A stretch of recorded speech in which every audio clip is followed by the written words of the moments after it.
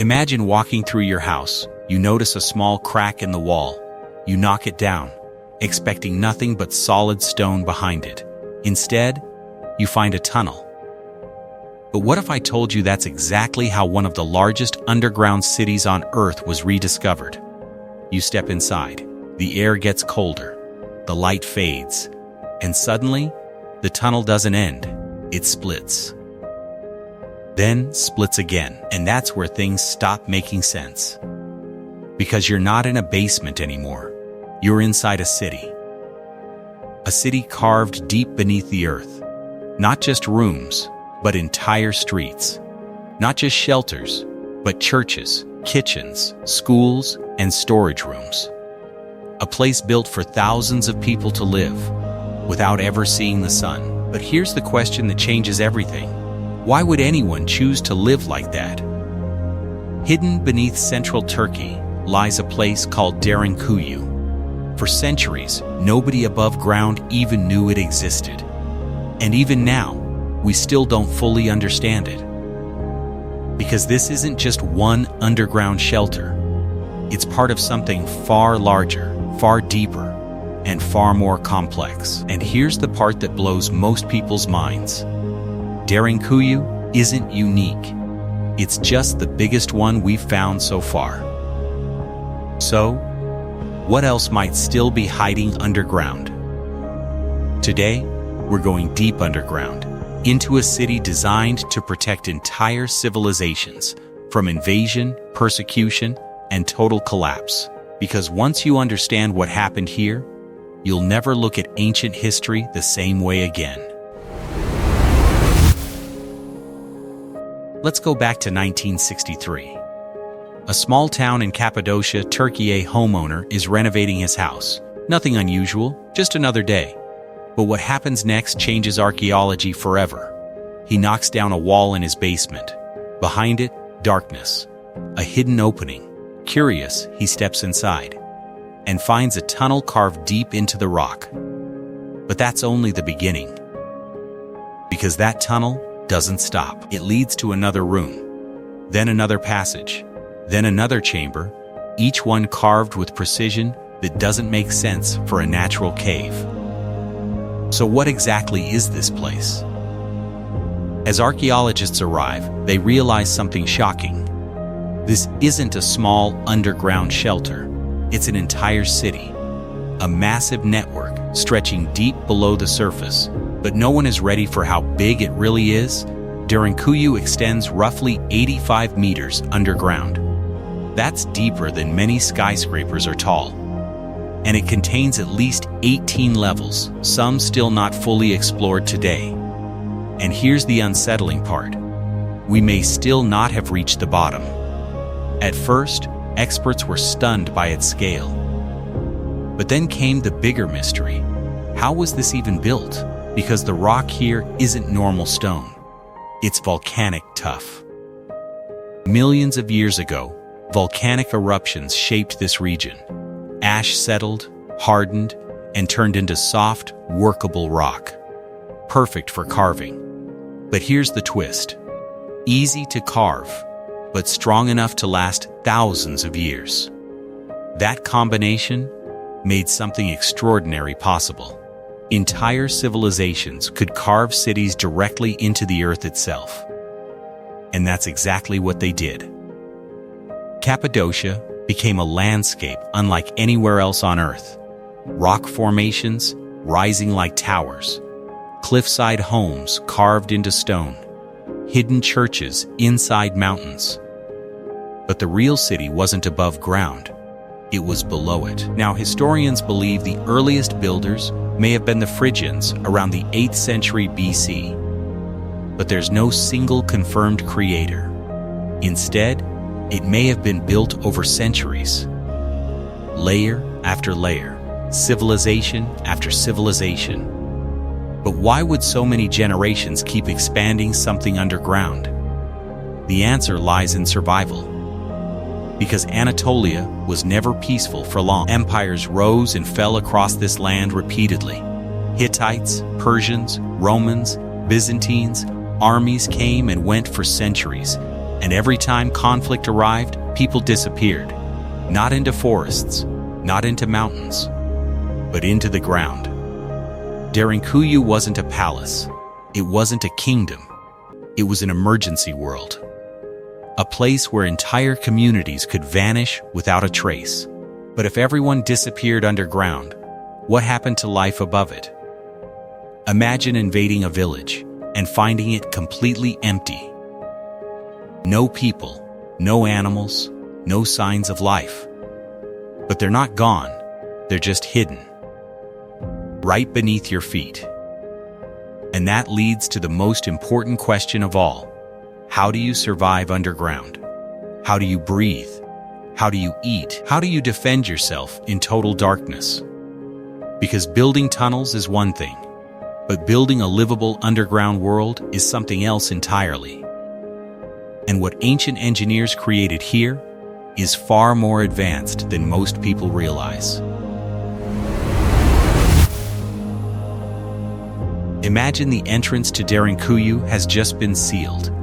Above ground, chaos. An invading force moves through the village. Homes are empty. Doors are open. But there's no one left to find. Or so they think, because beneath their feet, a hidden world is alive. Thousands of people waiting in silence. No sunlight, no sound. Just stone and breath. But here's the real question. How long could they actually survive like this? The deeper archaeologists went into Derinkuyu, the more impossible it looked. Because this wasn't random digging. It was design. Every tunnel connects with purpose. Every room has a function. Almost like a city planned before modern engineering even existed. Entire living spaces were carved into soft volcanic rock. Families could sleep, eat, and live in stable temperatures year-round. The underground environment stayed surprisingly cool in summer and warm in winter. But comfort alone wasn't enough to survive. Food was the first major challenge. And Derinkuyu solved it in a surprisingly advanced way. Massive storage rooms were carved deep into the rock. These were used to store grain, dried fruit, oil, and long-lasting supplies. But here's what's interesting. Some rooms were large enough to feed thousands for weeks. So this wasn't a quick hiding place.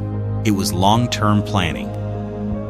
Families likely entered with food already prepared, knowing they might not see daylight for a long time. But food creates a new problem. Water. Because without water, no underground city can survive.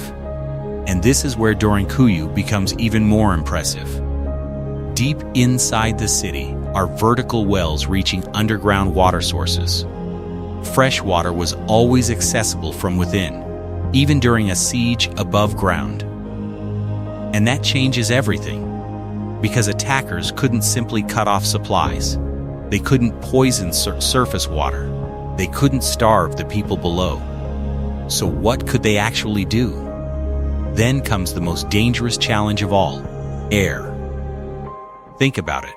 Thousands of people underground, oil lamps burning, cooking fires, no open sky. So how does the city not suffocate? The answer is engineering that still amazes researchers today. Dozens of ventilation shafts were carved vertically through the rock. Some go more than 180 feet upward. These shafts constantly circulated fresh air through the entire city, and even today, air still flows through parts of the system. That means Derinkuyu wasn't just habitable, it was self-sustaining. Food, water, air, shelter, everything was accounted for. But survival was only half the story. Because life still had to feel human. And inside Derinkuyu, archaeologists found signs of daily life. Communal kitchens, storage areas, meeting spaces, even places where families likely gathered together. And then comes something unexpected, evidence of schools. Imagine that for a moment. Children learning underground, oil lamps replacing sunlight, stone walls instead of windows. But while they learned, something else was happening above them. because the surface world was never safe for long. And when danger returned, everything changed instantly. Entire communities would retreat underground within hours, leaving behind empty villages, silent streets, abandoned homes. But they weren't lost, they were hiding. Even more fascinating are the stables found inside Derinkuyu. Yes, animals were brought underground too. Livestock protection meant survival during long sieges. But think about that for a second. Living underground with animals, families, and supplies all at once. And then there's the most famous feature of all, the stone doors. Massive circular slabs carved from rock, so heavy they could only be moved from inside. But what makes them terrifying is how simple they are. An attacker enters a narrow tunnel, only to find it suddenly blocked. A stone wall between them and the city. Defenders on the inside. Attackers trapped in tight corridors. And there's no way around it. Because every hallway was designed for defense. Narrow passages, sharp turns, controlled choke points. It wasn't just a city, it was a trap for invaders. And here's the part that still puzzles historians. This level of planning didn't happen by accident. It suggests long-term military thinking, generations of refinement. But who taught them this level of strategy? And even more mysterious, Derinkuyu isn't alone. It's part of a wider underground network across Cappadocia. Some cities are smaller, others nearly as complex, and some may still be undiscovered. Which leads to one final question before everything changes. If one underground city could hold thousands, what happens when you connect them? At this point, one question becomes impossible to ignore. Who really built Derinkuyu? And why does no one have a clear answer? Because the deeper you go into history, the less certain everything becomes. The earliest theory points to the Phrygians around the 8th century BC. A skilled ancient civilization known for carving rock and building defensive structures. Many researchers believe they may have started the first layers of Derinkuyu. But here's the problem. No one knows if they finished it. So who expanded it after them? Over time, Anatolia changed hands repeatedly. Persians, Greek influence after Alexander the Great, Romans, Byzantines, each civilization left its mark on the region. But none claimed the underground city as fully their own. Instead, it seems to have evolved, layer by layer, century after century, like a living structure that adapted to whoever needed it most. But that raises a strange possibility. What if Derinkuyu was never built by one group at all? Because every civilization in this region faced the same problem: constant conflict, invading armies, unstable borders, unpredictable survival. So the question becomes, not who built it, but why they all needed it. Historical records suggest underground spaces became especially important during times of crisis. Early Christian communities in Anatolia used hidden shelters during periods of persecution. Later, during Byzantine conflicts with Arab forces, entire populations needed protection. But there's still no record explaining the full scale of Derinkuyu's use. And that's where the mystery deepens. Because the city feels too advanced to be accidental, too organized to be random, too large to be temporary. Almost like it was designed for something far bigger than we understand. And yet, despite its brilliance, Derinkuyu eventually fell silent, abandoned, forgotten, lost beneath centuries of earth and memory. But it didn't disappear overnight. It faded. Slowly, quietly, as political stability increased in the region over time, large underground shelters became less necessary. People returned to surface life. Villages expanded upward instead of downward. Stone houses replaced hidden tunnels, and the entrances were sealed, abandoned, and forgotten. Until 1963, when a simple home renovation changed everything. A man knocks down a wall in his basement and discovers a hidden passageway leading into darkness. But what he stepped into first wasn't the city, it was something far more unsettling. Cold air, deep silence, and endless stone corridors disappearing into the earth. No signs, no maps, no explanation, just a world waiting to be remembered again. Today, only part of Derinkuyu is open to the public. Tourists walk through narrow tunnels where thousands once lived. But archaeologists admit something important. We still haven't seen the full city. And we might never know its true size. Some levels remain sealed, some tunnels unexplored, and some connections between underground cities remain only theories. But what if those theories are right? Because Derinkuyu is not alone.